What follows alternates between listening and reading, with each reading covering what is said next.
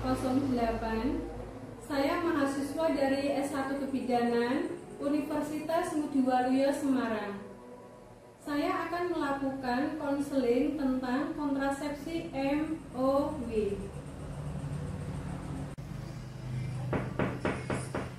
Waalaikumsalam. Monggo Ibu.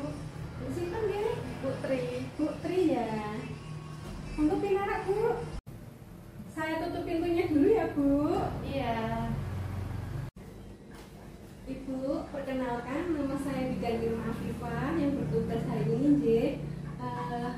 Sebelumnya Ibu ada perlu apa ini? Oh, mau KB. Mau KB itu umurnya berapa ini sekarang? 47. Anaknya sudah berapa Ibu? Ada 7. Masya Allah Ibu. Ini Bu, sebelumnya saya mau bilang dengan mau memberikan konseling tentang MOW ya Bu. Untuk kerahasiaannya Ibu insya Allah terjamin ya. Jangan takut ya Bu ya. Begini Bu, saya akan menjelaskan tentang MOW. Ibu tahu nggak sih tentang MOW itu apa? KB MOW? Tidak tahu. Tidak tahu ya. Itu KB prosedurnya dibedah Bu, dibedah di melewat apa namanya di perut Ibu untuk tapi dengan sukarela untuk menghentikan kesuburan dan dengan menyumbat atau memotong kedua saluran telur tuba falopi. Kan di sini nih Bu, ini kan tuba falopi ini ya Bu. Ini kan ada dua nih, untuk yang kanan dan kiri itu bisa dengan cara diikat untuk disumbat, bisa juga dipotong. Namun demikian bukan berarti diangkat rahimnya ya Bu. Bukan ya Bu, itu beda lagi tindakannya. Kalau diangkat rahimnya itu namanya hysterektomi. Tapi kalau ini itu MOW, jadi merupakan tindakan operasi. Rahimnya tidak diangkat ya, masih bisa untuk mendapatkan haid. Metode yang tidak mudah dikembalikan, hanya untuk ibu yang menginginkan apa, tidak menginginkan anak lagi, maksudnya seperti itu.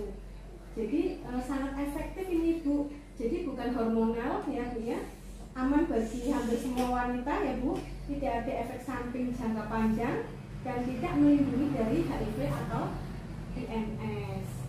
Begitu Ibu. Sampai di sini paham? Untuk selanjutnya sebelum dilakukan prosedur MOW ya Bu ya, sebelumnya saya mau tanya, Ibu apa punya penyakit riwayat punya asma atau bronkitis gitu, penyakit paru-paru? Tidak. Terus adakah riwayat infeksi panggul Bu? Pernah nggak punya riwayat itu? Tidak ya. Ibu tidak dalam setelah operasi perut ya. Maksudnya apa Ibu pernah dioperasi appendix dalam jangka waktu 1,5 tahun ini? Tidak ya. Ibu tidak punya alergi ya? Alergi bahasanya alergi apapun itu nggak ada? Alergi obat atau alergi kalau bukan makanan ini dalam hal ini alergi aluminium, alergi apa itu namanya pisau bedah atau yang dibuat dari stainless, enggak ya Bu ya? Ibu punya riwayat diabetes mellitus enggak? Atau punya riwayat penyakit diabetes? Tidak ya. Terus yang terakhir itu adalah obesitas. Ini kan Ibu kan enggak terlalu obesitas, Ibu kan masih berat badannya berapa Ibu? 63. Nah, dengan tingginya berapa Bu? 165 ya? Itu belum kita konsulkan obesitas. Sampai di sini paham? Sebelum dilakukan MOW itu ada 3 syarat Bu. Dari faktor sukarela ya, terus dari faktor medisnya terus faktor bahagia. Dalam arti begini, saya jelaskan satu persatu nggih. Pelaksanaan MOW itu tidak boleh paksaan. Dalam arti sukarela jenengan memang ingin dan tidak ada paksaan dari siapapun, termasuk paksaan dari suami jenengan. Kalau jenengan merasa terpaksa, nggak penting jangan. Tapi kalau jenengan berkeinginan sendiri tanpa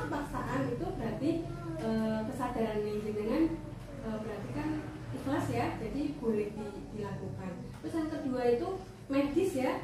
Jadi jenengan itu dalam keadaan sehat dan tidak ada kontraindikasi pelaksanaan MOW-nya itu yang tadi saya jelaskan, yang itu tidak punya asma, tidak punya paru-paru, kan tidak punya penyakit paru-paru, asma, terus bronkitis, terus ibu tidak punya riwayat alergi apapun, dari alergi alat bedah pisaunya, terus alergi obat yang untuk pembiusan. Terus ibu tidak dalam keadaan panggulnya itu ada infeksi, kan enggak ya Bu ya. Terus kan ibu tidak dalam post operasi appendix atau operasi apapun yang dalam operasi perut ya dalam jangka waktu kurang dari 3 tahun ya, itu boleh dilakukan ya Bu ya. Paham sampai sini? Terus faktor bahagia, faktor yang syarat maksudnya syarat yang ketiganya itu bahagia, bahwa perkawinan yang sah dan harmonis serta sudah mempunyai anak sesuai keinginan. Ya kebetulan ini ibu kan sudah punya anak 7, usianya itu udah 40 tahun ya, itu saya sarankan untuk MOW yang tadi saya jelaskan itu ya Bu. MOW itu bisa ditali ya ininya, itu buffalo pin-nya bisa ditali, bisa dipotong dua-duanya, bukan diambil semua ya Bu, cuman dipotong sini untuk mencegah terjadinya kehamilan. Ada yang ditanyakan Bu? Jelas ya? Baik. Selanjutnya indikasi penggunaan alat kontrasepsi MOW itu ada 5 Bu, yaitu usianya lebih dari 26 tahun, paritas berarti ibu sudah melahirkan lebih dari 2 tahun, terus yakin telah mempunyai jumlah keluarga yang sesuai dengan kehendak. Ibu kan sudah punya 7 ya kan, itu sudah lebih dari cukup. Terus ibu kan sudah hamil berapa kali, 7 kali atau 8 kali Bu? 7 kali ya, 7 kali, belum pernah keguguran ya. Nah, terus usianya ibu kan sudah memenuhi itu, sudah 47 tahun. Terus memahami prosedur sukarela dan setuju, berarti dilakukan MOW itu tanpa paksaan ya. Untuk yang kelima indikasinya itu kalau ibu kan itu usianya udah 47 tahun dan udah punya anak 7 anak ya, udah hamil 7 kali, itu kalau terjadi kehamilan kan akan beresiko menimbulkan yang tidak diinginkan, gitu Bu. Paham ya Bu untuk indikasi MOW ya? Paham ya? Ada yang ditanyakan Ibu? Jadi sudah paham ya? Untuk selanjutnya, ketika saya sudah menjelaskan tentang indikasi ya, sekarang saya akan menjelaskan tentang kontraindikasi MOW. Kontraindikasi MOW itu yang tidak boleh dilakukan saat pelaksanaan tindakan MOW. Saat ibu hamil itu tidak boleh dilakukan MOW. Saat ibu sedang dalam perdarahan pervaginam yang tidak diketahui penyebabnya, nggak boleh ya Bu ya. Terus ada tuh infeksi sistemik yang saya jelaskan tadi, infeksi di pelvis, di dalam panggulnya ibu ya, di dalam kandungan itu nggak boleh. Terus kalau umpamanya kok masih ragu untuk melakukan operasi MOW pun, kalau masih ada keraguan pun nggak boleh. Terus kurang pasti mengenai keinginan untuk fertilitas di masa depan, jadi masih ragu intinya seperti itu, tidak boleh dilakukan tindakan, karena nanti kalaupun dilakukan akan terjadi permasalahan untuk ke depannya gitu. Itu kontraindikasinya Bu. Paham Ibu? Paham. Sampai di sini ada pertanyaan enggak Bu? Tidak. Enggak. Untuk selanjutnya saya akan menjelaskan tentang ada keuntungannya untuk dilakukan MOW itu ya Bu ya. Ada 7 keuntungan, meliputi 1, sangat efektif banget Bu kalau dilakukan MOW ya, bersifat permanen. Jadi itu nggak rempong untuk suntik lah, untuk lepas IUD lah kalau umpamanya pakai KB yang lain itu. Kalau MOW kan permanen Bu. Terus tidak mempengaruhi produksi ASI. Tapi ini usianya adik yang terakhir anaknya ibu berapa tahun? 3 tahun. Oh ya, berarti tidak mempengaruhi produksi ASI ya. Masih menyusu apa saja? Oh, udah disapi ya. Kalaupun masih dalam pasca persalinan kurang dari 40 hari atau saat bersalin itu setelah bersalin terus langsung mau dilakukan MOW itu tidak mempengaruhi produksi ASI-nya. Terus tidak ada efek samping dalam jangka panjang, free itu Bu. Jadi nyaman banget kalau MOW itu. Terus tidak ada perubahan dalam fungsi seksual. Jadi ibu jangan merasa sugestinya nanti kalau dilakukan MOW nanti saya nggak bergairah lagi, nanti saya ini, nanti saya itu, gimana ya nanti nggak nyaman, nggak enak gitu. Itu tidak mempengaruhi sama sekali MOW. MOW itu tidak ada hubungan dengan kegairahan seksual. Seksual masih bagus Bu dalam hal tindakan MOW itu ya. Jadi jangan terpengaruh. Terus tidak ada efek samping hormonal. Jadi kan kalau KB yang suntik, KB implan itu kan ada efek hormonal. Kalau ini kan MOW itu kan murni benar-benar tanpa hormonal kan, ya Bu ya, paham ya? Karena menggunakan tindakan bedah ya Bu ya, yang tadi saya jelaskan bisa diikat maupun bisa dipotong ya, ditubah falopinya ya Bu ya. Terus tidak menaikkan resiko PRP. Resiko PRP itu maksudnya tidak terjadi resiko radang panggul Bu, karena kan ini di rahimnya bukan di panggulnya yang dilakukan tindakan ya Bu ya. MOW itu kan tadi ada keuntungan, lah ini ada juga kerugiannya Bu. Jadi kerugiannya itu ya tidak dapat dipulihkan kembali kalau MOW-nya dipotong dua-duanya tubal falopi. Jadi kan kalau sudah dipotong berarti tidak bisa dikembalikan lagi ya. Terus jenengan kalau sebagai pasien MOW ya tidak boleh menyesal kemudian hari, begitu ya. Terus setelah tindakan MOW itu kan karena operasi itu ada rasa sakit setelah tindakan Bu, tidak nyaman setelah ada tindakan, jadi ada rasa nyeri seperti itu. Tapi itu kan bisa diatasi dengan obat ya, nanti dikasih obat. Terus yang selanjutnya tindakan MOW itu dilakukan oleh dokter spesialis ginekologi atau dokter bedah biasanya, bukan bidan ya, dokter yang sudah terlatih. Nah, selanjutnya itu MOW itu tidak melindungi terhadap penyakit menular seksual. Begitu Bu. Gimana Bu? Ada pertanyaan kah? Tidak ya, sudah paham ya? Untuk selanjutnya saya akan menjelaskan tentang mekanisme kerja MOW ya. MOW itu tindakan menutup atau memotong ya Bu, atau memasang cincin sehingga spermatozoa itu tidak bisa bertemu dengan ovum di sini Bu. Ya, ini kan tubal falopi ada kanan dan kiri. Ya, ini di sini tuh bisa ditutup, bisa dipotong atau dipasangin cincin nih.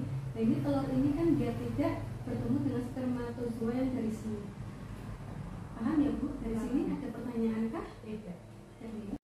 Saya akan menjelaskan waktu pelaksanaan MOW selama siklus haid Bu. Jadi selama siklus haid hari ke-6 sampai ke-13 ya, itu masa dimana fase proliferasi. Terus pasca persalinan Bu, 2 hari postpartum atau 6 minggu postpartum, setelah lahiran 2 hari atau setelah lahiran hari ke-6, 6 minggu maksudnya. Nah, terus pasca keguguran Bu, 3 bulan pertama dan 3 bulan setelah keguguran. Dari sini ada yang ditanyakan? Tidak. Setelah saya jelaskan tentang konseling MOW, ada pertanyaan nggak Bu? Tidak. Nggak ada ya. Oke. Saya boleh tanya balik Bu, biar saya tahu yang saya sampaikan itu Ibu sudah paham atau belum? Ya. Yang pertama, MOW itu apa ya Bu?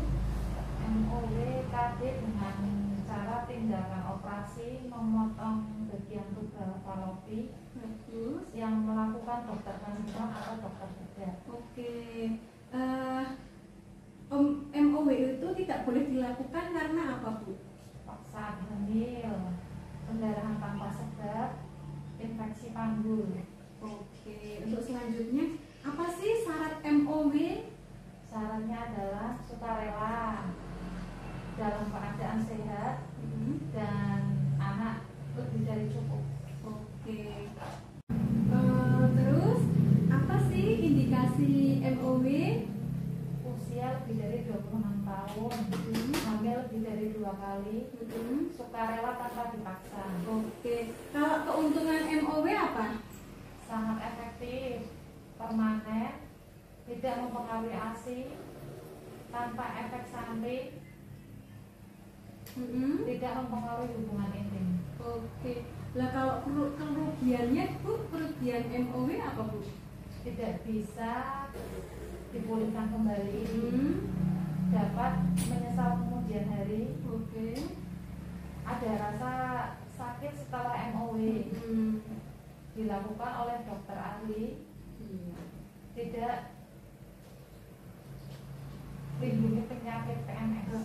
Tidak melindungi penyakit menular seksual. Bagus, Ibu berarti sudah tahu. Untuk pelaksanaan MOW-nya, Bu, kapan itu bisa dilakukan? Hari ke-6 sampai 13. Oke. Setelah lahiran hari kedua atau 6 minggu setelah lahiran. Ya, berarti hari kedua setelah lahiran atau 6 minggu setelah lahiran. Setelah keguguran hari ke-7 tanpa infeksi kandungan. Tapi sudah paham ya, Bu? Ya, sudah. Terima kasih sekali, alhamdulillah ya, Bu ya. Saya memberikan konseling, Ibu sudah paham betul ya, Bu ya. Iya. Ya udah, Bu, saya permisi dulu ya.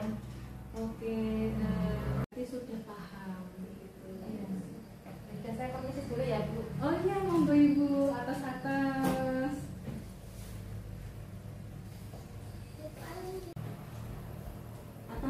nggih, Bu. Nggih. Alhamdulillah boten juga ya, Bu ya. Setelah melakukan konseling KIE kontrasepsi MOW, saya melakukan pendokumentasian.